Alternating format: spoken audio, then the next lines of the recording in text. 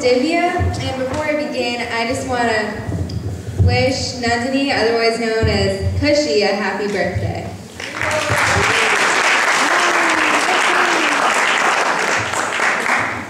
Well, as Ateeth said earlier, we had a choice between topics. My topic was on 2 Chaitanya Leelas.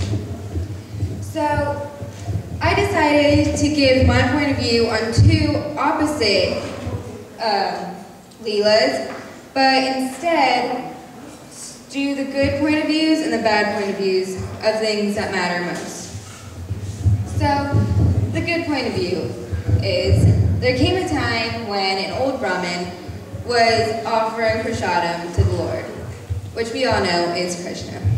So, while he was offering, Lord Chaitanya, otherwise known as Baby Nimai, crawled up to the plate and started eating the food. But the Brahmana thought that this was just a wholesome act by a little kid. Little did he know that he was the Supreme Personality of Godhead, that he was actually offering that food to him. So he just made another pot of food and started offering it again. But there came little baby Nimai again and ate the food. So the Brahmana kept making more and more food and offering it, but every single time little baby Nimai got the better of him. After he was done cooking, he sat down. He was so distraught. He thought, oh, the Lord is angry with me. He doesn't want me to eat. But at hearing that, baby Nimai came up to him, and he showed the Brahmana his true form, his supreme form of Lord Krishna. With that, the Brahmana became happy. Now, does anyone know why this is a good example of devotion? Don't be shy. Okay. Well, this is a good example of devotion because if you offer Krishna anything with love, he will accept it. And if you take one step towards God, just one little step, with love, he will walk 3 steps towards you. And for the opposite side of Leela, the bad example. So one day, Sachi Mata was cooking in the kitchen, so she decided to leave baby Nimai outside the house to play. So while he was playing, 2 robbers walked by. They saw baby Nimai decked with the most beautiful ornaments they've ever seen, and all of these gold jewels. So they decided to take baby Nimai and bring him to the forest and strip him of all his beautiful ornaments and gold jewels. While they were taking him, they were put under the trance of illusion.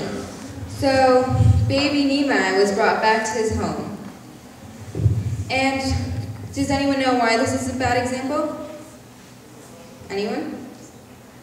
Well, this is a bad example because no one, absolutely no one, can have Krishna without offering love and devotion. And trying to take God for yourself for the wrong reasons isn't pleasing yourself or isn't pleasing God. So the lesson learned between these 2 beautiful Leelas is you can't force Krishna with the wrong intentions. You have to offer him with love and he will come to you. Does anyone have any questions? Okay.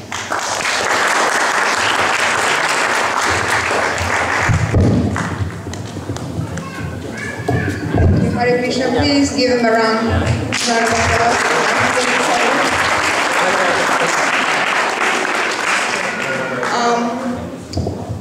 As I said, they put a lot of effort, a lot of work in the work. They were challenged so that they could not only read, I didn't let them read just anything from the internet. They had to go to the sources, and those sources were Chaitanya Charitamrita or Srimad Bhagavatam. So they were working extensively on this project, and the main reason for us to present this is like hopefully them being kids. Hare Krishna, we are almost done. So they are being kids. Hopefully they will inspire you, will inspire us to not only like end of the year, and usually on January 1st we make a lot of resolutions. Oh, this time I'm really going to chant this many rounds, I want to read Bhagavad Gita, I want to read. No, we can read all we want, and we always start here and we end up at the end of the year making the same resolution every year. So again, hopefully the kids will inspire you just to pick up Bhagavad Gita, and don't read it, but study it, analyze it, and see how you can apply the teachings that still are good today. As I keep telling the kids, the good values are always in fashion. You can have so many fashions here and how many fashions there, but the good values are always there. The morals are always there, and they must be preserved. These are kids, and we cannot just wrap them in bubbles, or just sit them aside or send them to XYZ school so that they will not have any material contaminations. We cannot overprotect them. There's no way we can protect them, because one day that bubble is going to burst and they will go out and they will not have the values, so they will not have a foundation in which what they base their lives or their spiritual training on. They will not know what is good, what is bad. They will have so many influences, going to college, one here, one there. So what better way to teach them than to for parents? Because Sunday school teachers were just a tool. We just see them 1 hour on Sundays, and but we are trying to be a tool for you to teach them the greatness of our non-cultural things, but most on the historical level. Hare Krishna.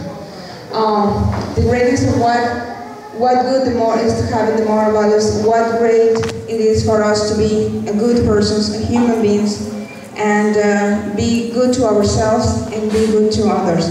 Because we cannot say we love God, but I don't like him or I don't like her. If we love God, then we love everybody, we love every living entity.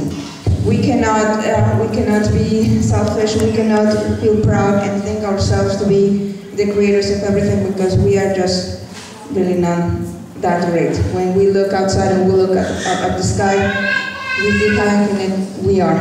But and we have to realize that if we have the all-attractive Krishna at the center of our lives, then everything should work all right. He has different arrangements, probably not what we expect, probably not what we want, but the Lord has a plan for each one of us. And if we start giving that foundation to our kids, hopefully, again, they will grow up in a nice, first and foremost, human beings. They can be Indians, Americans, Mexicans from XYZ, but first and foremost, you're a human being.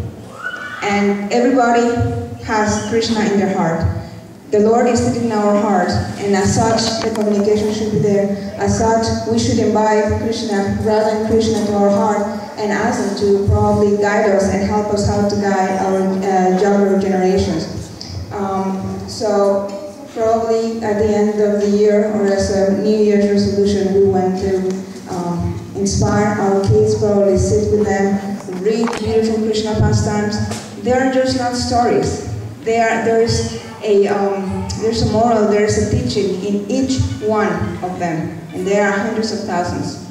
With whatever name, whatever lila, whether it is Ram, it is Krishna, but every single lila has a different teaching. And sometimes when we feel, if it inspires personalities like Gandhi, and he himself has said, whenever he was distressed, he will just have to open Bhagavad Gita, and that will give him an inspiration to continue.